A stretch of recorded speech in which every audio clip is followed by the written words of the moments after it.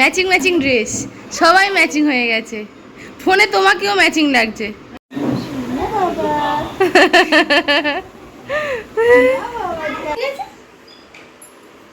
এই guys, welcome back to my channel. আশা করি তোমরা সবাই বেশ ভালো আছো, আমিও বেশ ভালো আছি। আগের দিনে ব্লগ দেখেছো, নিশ্চয়ই বুঝতেই পেরেছো যে আজকের ব্লগটা কিন্তু হচ্ছে আমাদের বাড়িতে কালী পূজার জন্য। আগের দিন রাত্রেবেলা আমি তো বাপের বাড়িতেই ছিলাম, হঠাৎ করে হুট করে প্ল্যানিং করে চলে এসেছিলাম, তো সেই ব্লগটাতে তোমরা দেখিয়েছো। আর আজকে সকাল থেকে কিন্তু একবারও আমি মন্দিরে যাওয়ার চান্স পাইনি। রক্ষাকালী মায়ের মন্দিরে পূজা মানে অনেক নিয়ম, প্রচুর নিয়ম। সেই সব নিয়ম সামলাতে এখনও আমাদের দিদি ঠাকুমা, মানে আমার বরের ছোট ঠাকুমা, আমার শ্বশুরমশাইয়ের কাকিমা, তিনি আছেন বেঁচে। উনি সব কিছু জানেন, কার পরে কী করতে হয়, কী কী নিয়ম। প্রতিটা পূজার একটা করে নিয়ম তো থাকে, এছাড়া বিভিন্ন বাড়ির আর একটা করে এক্সট্রা নিয়ম থাকে। ধরো কোনো নিয়ম কোনো বাড়িতে আলাদা হয়, একই মন্দিরে একই পূজা অন্য জায়গায় একটু আলাদা নিয়মে হয়।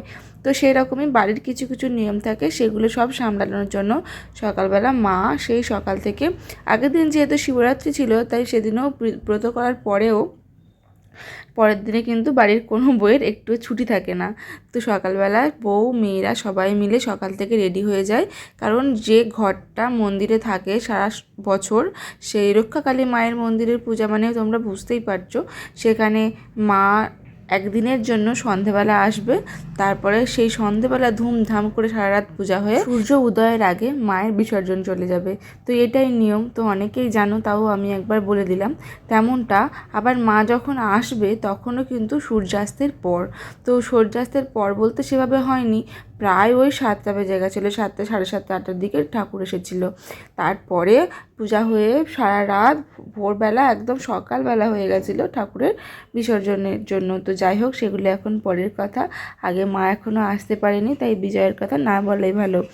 আমি এখন বাড়িতে ছিলাম, তো আমি সারাদিন তো যেতেই পারিনি, যেহেতু ছোটো বাচ্চা। আর আমাদের বাড়িতে যত গেস্ট আছে সবাই কিন্তু আসে ওই পুরানো বাড়িতে। পুরানো বাড়ি বলতে আমার শ্বশুর বাড়ির যে পুরানো বাড়ি, যেখানে সবাই একসঙ্গে থাকতো। রিসেন্টলি আমরা ফ্ল্যাটে চলে এসেছি, তো ওরা যেখানে আছে সেখান থেকে যেহেতু কাছাকাছি সব, তো মন্দিরটা আমাদের একসঙ্গেই পূজা হয়। তো এই যে এখানে এখন সব ভোগ প্রসাদ শুরু হয়ে গেছে। আর আমাদের বাড়ির রক্ষাকালী মন্দিরের যে পূজার ভোগ, সেটা কিন্তু একমাত্র তারাই রান্না করতে পারবে। জোগাড় সবাই করতে পারলেও রান্না কিন্তু করতে পারবে তারাই, যাদের দীক্ষা বা যারা হচ্ছে কৃষ্ণ দীক্ষায় দীক্ষিত, বা অন্য কোনো দেবীর, শক্তি দেবীর দীক্ষায় দীক্ষিত। অনেকে মা চণ্ডীর দীক্ষা নেয়, অনেকে মা দুর্গা দীক্ষা নেয়, অনেকে শিব দীক্ষা নেয়, অনেকে আরও অনেক ঠাকুরের, যেমন লোকনাথ দীক্ষা হয় এরকম। তো কৃষ্ণ দীক্ষাটা বেশিরভাগ মানুষ নেয়। প্রতি বছর আমিও একটু আধটু ওখানে যেতে পারি, কিন্তু এবছর তো ছোটো বাচ্চা, তাই যেতেই পারিনি। আমি যখন প্রথমবারে গেলাম তখন সন্ধেবেলা, তখনও ঠাকুর আসেনি। আমার মা আসার পরে আমি সারাদিন না যাওয়ার জন্য সন্ধেবেলা বড্ড মন চাইছিল মন্দিরে যেতে। আর ফ্ল্যাটের পাশে প্রায় মন্দির, তো মাকে বললাম, মা তুমি এসেছো, তুমি ধরো ওকে, আমি একটু যাই। তো তখনও গেছিলাম, ঠাকুর আসেনি বলে আমি আবার বাড়ি চলে এসেছিলাম। এদিকে কিছুক্ষণ পর দেখছি আবার ঠাকুর এসছে, ওই 7:30, পৌনে 8টার দিকে ঠাকুর এসেছে। তারপরে মায়ের বরণ শুরু হয়ে গেছিলো।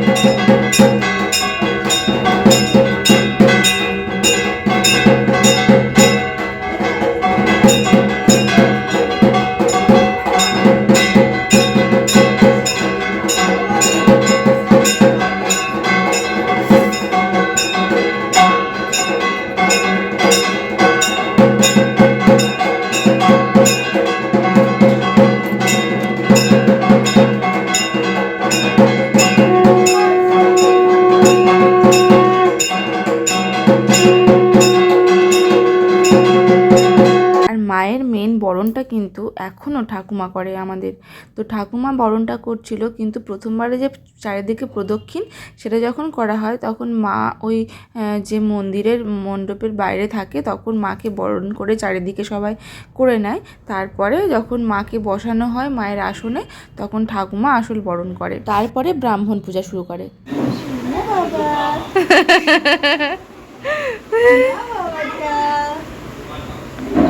ওর আজকে অনেক জামা হয়েছে, কত জামা।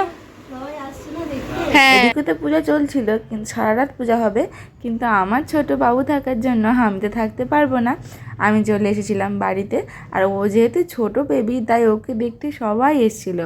আর এটা হচ্ছে ওরা পিপি, তো এটা বড় পিসি, ওর বাবার খুব কাছের একটা দিদি, তো আমাদের খুব প্রিয় দিদি। আর দিদিভাই আমাদেরকে প্রচণ্ড ভালোবাসে, তো একরকম ওর বড় পিপি বলা যায়, মানে আমি পিসিকে পিপি বলি, পিসিও বলি, তো ওই জন্যই বললাম। একটু হেসে দিল, কে আর একটু হাস।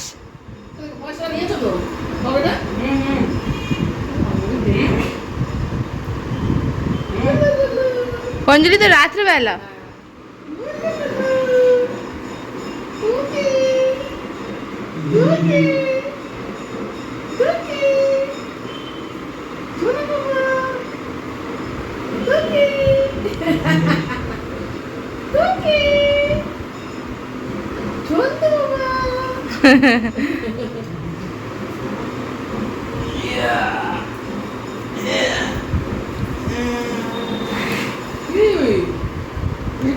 তাতানের বাবাও বাচ্চা নিতে ভালোবাসে, তাতানও বাচ্চা নিতে ভালোবাসে।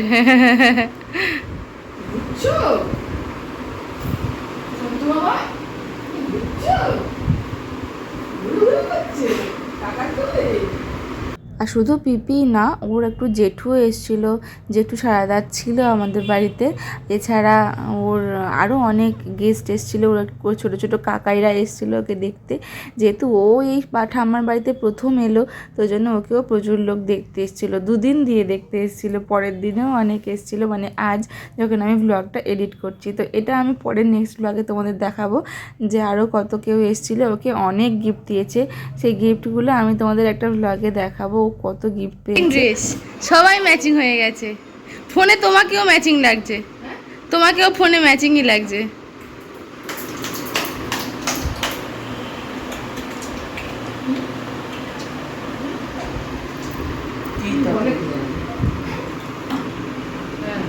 আর হ্যাঁ, আমি যখন যাই তখন তোমাদেরকে দেখানো হয়নি মন্দিরটা বাইরে থেকে কত সুন্দর সাজিয়েছে, তো সেটা আবার তোমাদেরকে দেখালাম। এখন পূজায় ব্রাহ্মণ বসে গেছিলো, আর আমি এই শেষবারের মধ্যে ওর বাবাকে নিয়ে গেছিলাম, আমি ভুলেই গেছিলাম যে বাইরেটা ভিডিও করার জন্য। তারপরে আমি বললাম যে চলো একটু যাই, একটু গিয়েই সঙ্গে সঙ্গে চলে আসবো। তো এই গিয়ে জাস্ট তোমাদের জন্য এই ভ্লগটা, মানে এই ক্লিপ কয়েকটা আমি নিয়ে এসেছি।